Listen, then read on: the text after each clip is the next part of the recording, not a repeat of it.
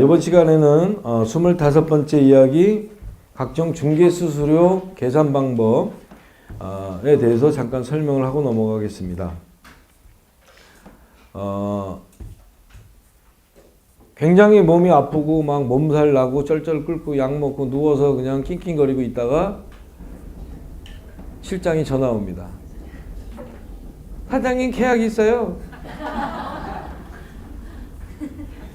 언제 아픈 거가 그냥 쏜살같이 총알처럼 딸랑거리면서 사무실 날아갑니다.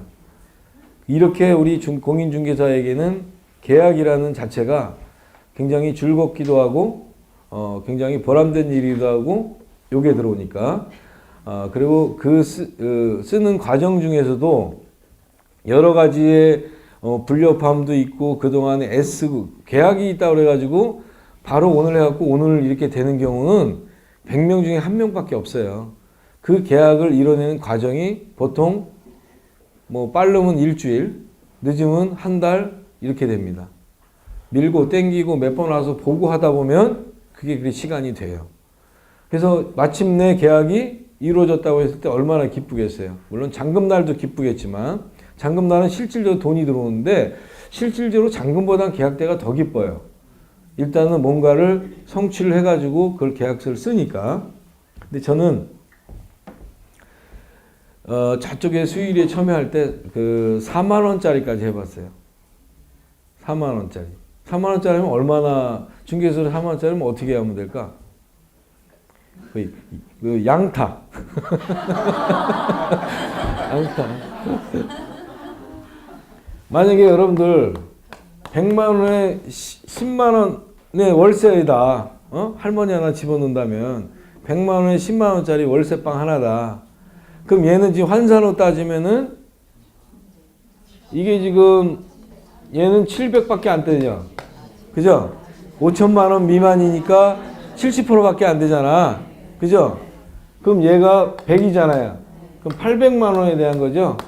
그죠? 그럼 0.5%니까 0.05%니까 얘는 4만 원이 나온다는 얘기야. 양타 쳐서 8만 원. 이걸 받을까 안 받을까? 이런 거는 그냥 받지 말아야지. 할머니가 이러고 와서 이렇게 했는데 이런 거는 서비스 차원에서 아이고 뭐 20억짜리 20억짜리는 좀 너무했지만 9억짜리 집 하나 계약서를 쓰나 요 100만 원에 10만 원짜리 계약서 쓰나 똑같아요. 똑같은 봉사와 똑같은 일이 들어가요. 그렇지만 좀 이런 부분은 짠하기 때문에 요런 부분은 봉사 차원에서 또 할 수도 있어요. 그래서 아무튼 이렇게 양타 8만 원짜리까지도 한번 해봤습니다. 자, 이렇게 우리한테는 이 계약이 만병통치약인데요. 여러분들 페이지로 168페이지 보면 중개 보수 요율표가 이렇게 쭉 나와 있죠. 여러분들 이제 한방에 아니라 중개사무소 등록을 갖다가 우리 그 구청에 이제 부동산 정보과에 신고를 하고 나중에 찾으러 가잖아요. 그럼 요거까지 같이 줍니다. 요율표까지. 그래서 요거를 보이는데 부착시켜라. 안 부착시키면은 자격증이 없어지는 건 아니고 좀 불이익을 받습니다. 그래서 이거를 꼭 붙여라고 우리 중개사법에도 돼 있습니다. 그래서 요율표를 이렇게 보시고 요거는 꼭 외우지 않더라도요. 이걸 꼭 외울 필요는 없어요. 왜냐하면 계약서를 딱 쓰면 자동적으로 지가 계산해서 나오기 때문에 자꾸 까먹어요. 우리 애들도. 왜냐하면 그게 없으면 외워놨다가 딱 내가 쓰면 되는데 자동으로 이게 금액만 매매 금액이나 임차인 금액만 하면 자동적으로 지가 확인 설명서 가서 계산이 딱 되어 있어요. 그래서 뭐 굳이 외울 필요는 없다는 얘기예요. 그 다음에 우리가 전매를 저번 시간에도 배웠지만 주로 이제 그 청약을 한 다음에 당첨을 하죠. 청약 당첨이 되었습니다. 이렇게 되죠. 그러면 여기서 이제 공급계약서라는 것을 써서 이게 이제 계약이죠. 그러니까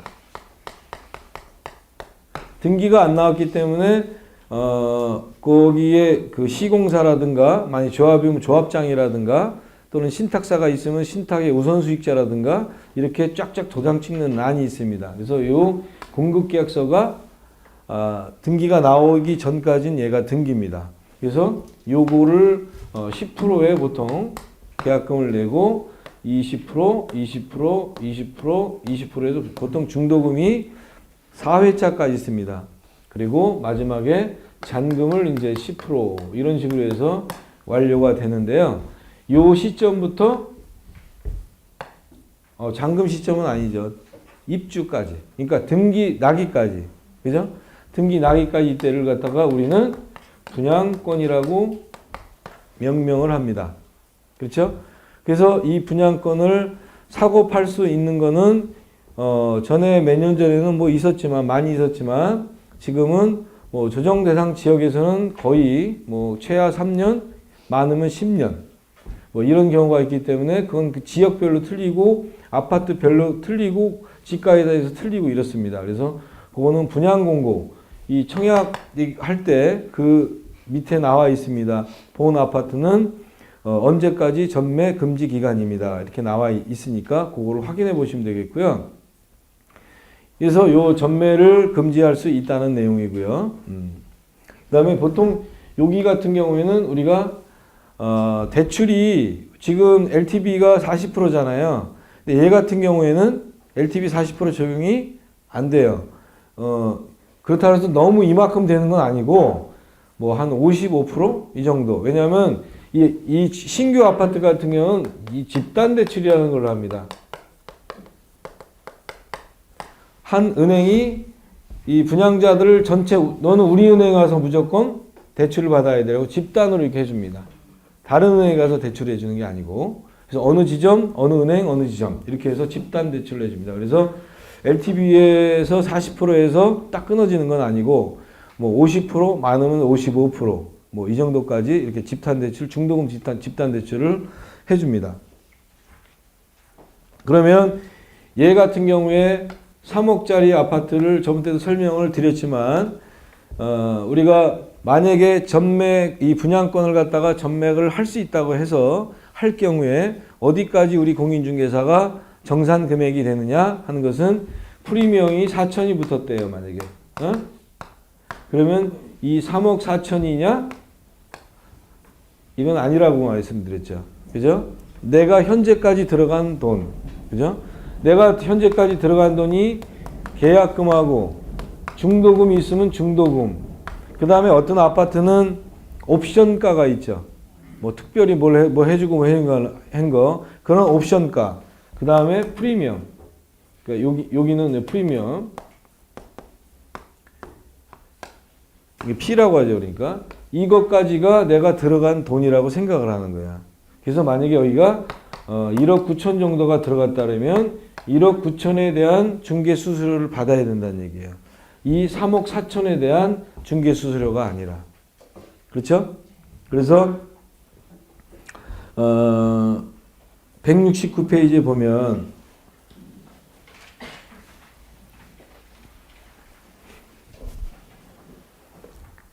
거기에 그 3억 분양가에 계약금 5천에 중도금 1억에 프리미엄 4천이 됐잖아요.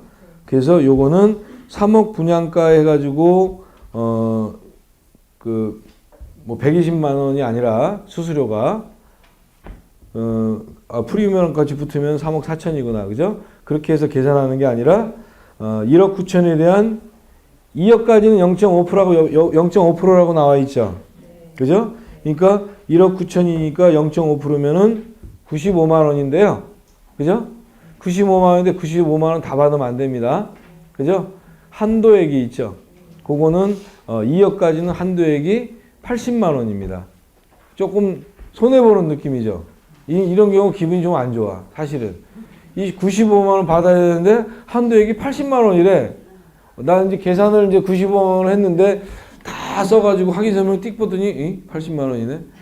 15만 원 왠지 못 받는 기분이 들어요. 그래서 아무튼 간에 여기서 한도액이 있는 게 그 부분하고 그 다음에 5천만 원 미만의 그, 25만 원짜리 있죠. 그죠? 예, 그 부분하고 임대차에 30만 원짜리. 1억 원 미만의 임대차. 예, 요건 30만 원이에요.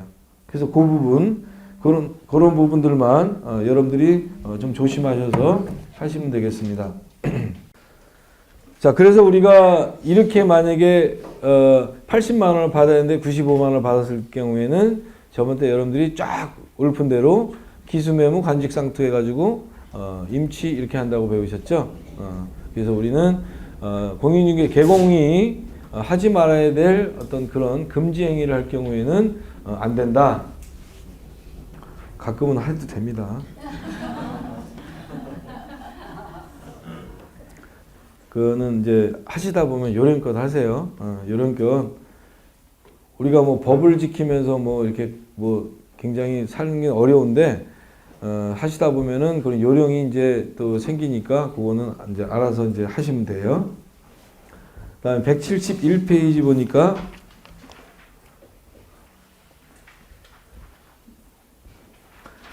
우리가 주택 외의 상가 수수료는 0.9죠. 0.9 더 받을 수 있을까? 보통 이제 조그만 거 같은 경우는 다 받아요. 뭐 예를 들어서 뭐 1,050만 원 정도다 이러면은 6천 원이에요. 69, 54, 54만 원이란 말이야. 그죠? 거의다가 이제 그거는 54만 원, 뭐 50만 원 이렇게 다 받아요. 근데 정말 큰 것들은 0.9%는 굉장히 큰 거란 말이에요, 사실. 우리가 상가 분양 같은 거 임대한다 하더라도 많이 줘야 우리가 많이 받아야 2%야. 상가 분양 그 큰 것들 하는 것도 많이 받아야 2%란 말이야. 근데 이거는 일단은 그리고 2%라도 왜 2%가 적어 보이냐 하면 한쪽에만 받잖아. 분양은. 손님한테 못 받잖아. 그죠? 그러니까 결과적으로는 1% 받는 것밖에 많이 양타라면은. 그죠? 그러니까 2%가 큰 건 아니란 말이야. 근데 분양도 아닌 그 임대차 계약 같은 0.9%라는 얘기는 합하면 1.8%라는 얘기 아니에요. 그러니까 큰 금액이란 말이야, 그것도. 그래서 상가가 하시다 보면 참 재밌어요. 조그만 거라도 9%를 다 받을 수가 있으니까. 근데 이제 그게 금액이 커지면 0.9%를 받고 안 받는 거는 여러분들이 잘생겼냐, 못생겼냐, 그 따위 차이점에서 줄 수도 있고 안 줄 수도 있어요. 그러니까 요거에 따라 틀릴 수도 있다는 얘기야. 그래서 손님한테 좀 사바사바 잘 하고 그러면 0.9%를 다 받아낼 수도 있고, 야, 무슨 0.9%냐 해도 좀 죽는 소리 하면서 이렇게 해서 가능하면 다 받아낼 수 있도록 하시면 되겠습니다. 그러니까 협의해서 진행하시면 되겠어요. 거기에 지금 사례가 보증금 5천만 원에 월세 100만 원이 나와 있죠. 그리고 권리금이 3천 나와 있습니다. 그러면 환산으로 따지면 이게 1억 5천이 되겠죠. 그죠? 맞아요? 자, 그러면 0.9%를 다 받으면 135만 원이 되겠죠. 이거는 135만 원 다 받느냐는 안 받느냐는 여러분들 재량에 따라 있다 그랬어요. 그러니까 그거는 가능하면 다 받아낼 수 있도록 하시고요. 그러면 권리금 3천만 원에 대한 거는 어떻게 되냐? 우리가 권리금이 낀 계약서는 계약서를 2번 쓴다 그랬었죠. 권리금 계약서를 따로 쓰고 새로운 임차인과 현 임차인과의 권리금 계약서를 따로 쓰고 임대차 계약을 따로 쓴다 그랬죠. 요 135만 원에 해당되는 것은 어떤 수수료예요? 임대차 계약서에 관한 수수료죠. 그것만 135만 원이고 일단 권리금이 3천만 원이다. 그러면 맨 처음에 조율을 해야 돼요. 내가 3천만 원을 주인이 내놨을 경우에 그럼 너 3천만 원 내가 다 받아주면 얼마 줄래라든가 아니면 보통은 그러죠. 야 2,500만 나한테 손에 쥐어줘. 어? 그러면 3,500을 불러버리는 거야. 그래서 내 주인하고 협의해갖고 했고 3천만 원을 깎아줄게 내가. 이렇게 되는 거예요. 머리 잘 써야 돼요. 수학 못하는 사람 못해. 2,500만 줘줘 그랬더니 2,600에 내놨어. 어? 그건 바보지. 그죠? 어차피 깎여. 권리금은 어차피 깎여. 그러니까 손에 줘달라는 금액이 만약에 2,500 정도라면 1,000만 원 딱 올려가지고 3,500에 내놓는 거예요. 그래서 3,500에 해당되는 금액을 어차피 깎아야 되니까 내가 그거는 중개사가 내가 깎아줄게. 내가 2, 300은 좀 쉽게 했는데 500까지는 힘들 것 같기도 한데 한번 해볼게. 그래서 이제 500을 깎아주는 거야. 대신에 내가 500 깎아주면 너 얼마 줘야 돼? 무슨 말인지 알겠어요? 그러면 원래는 권리금을 갖다가 주는 사람한테 받을 수가 있어요? 아니면 내는 사람한테 받을 수가 있어요? 권리금을 수수료를 팔고 나가는 사람한테 받아야지 권리금을 주고 들어온 사람한테 야 수수료 줘.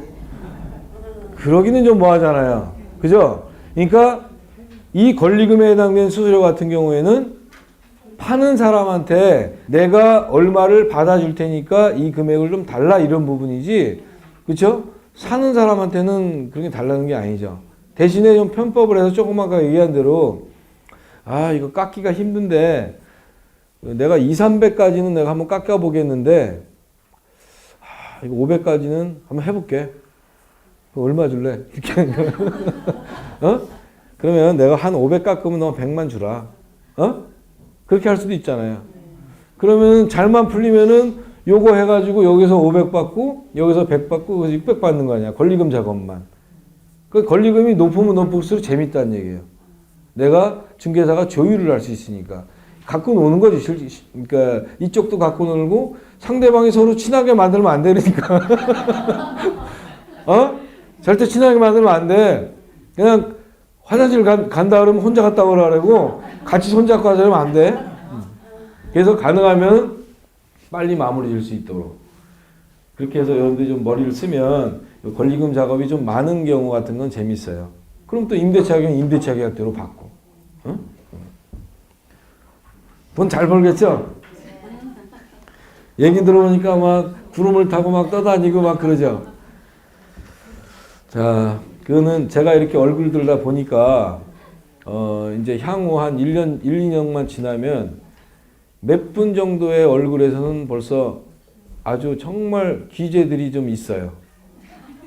제가 이렇게 딱 보면, 몇 분 정도는 한 1, 2년만 지나면 정말로 잘하는 5% 안에 들겠구나. 이런 분들이 계셔요. 누구라고 얘기는 안 하겠어요. 아무튼 그때 되면 맛있는 거 많이 사주세요. 그럼 이때 이렇게 135만 원을 받았어. 그러면 계약서 맨 끝에 보면은 부가가치세 란이 있죠. 3%를 받느냐 10%를 받느냐. 그죠? 본인이 일반가세장 무조건 10% 플러스 하는 게 정상적인 거예요. 비정상적이 아니라. 그런데 문제는 간이가세자일 경우에 3%를 받아야 되느냐 안 받아야 되느냐 그 문제인데요. 제가 법제처에다가 물어봤어요. 사실은 잘 몰라가지고. 이거 진짜 받아도 되냐 안 되냐 물어봤더니 얘들도 잘 몰라.